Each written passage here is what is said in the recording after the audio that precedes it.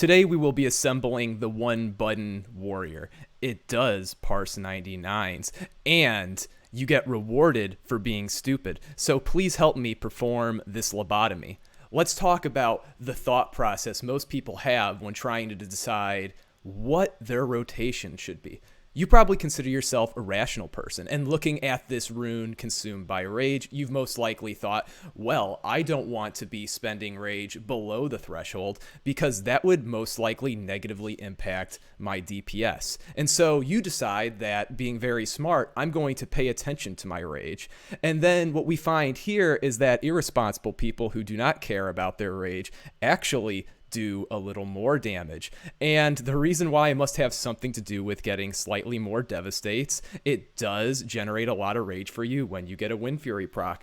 This seems like just one time where if you think, you actually do worse.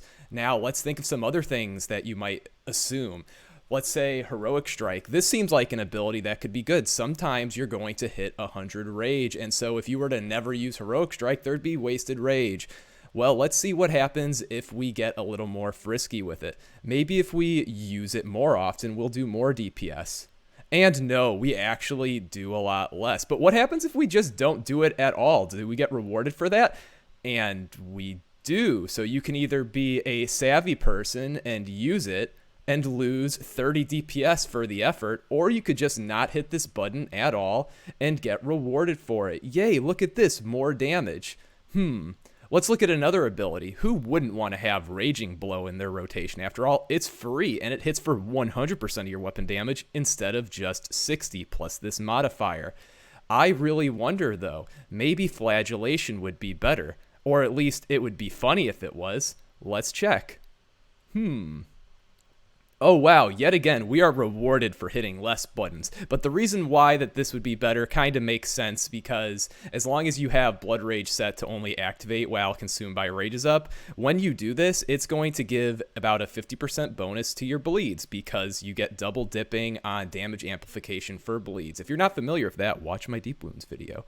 Now, what else could we do? What would be the holy grail here of stupid? Something where really not having anything between your ears would reward you. I think that would be if using Sunder Armor without any regards to your rage. Let's see, could that possibly amplify your DPS?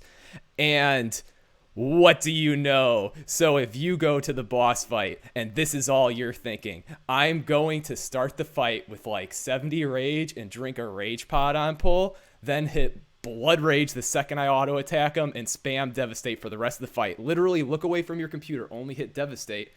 You will get a 99. And you may think that this does not exist in the wild, but we have found this outside of captivity.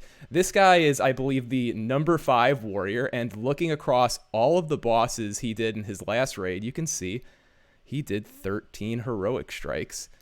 Many more melees, and you can't see the Devastate cast amount, but I assure you it's equal to the hit amount.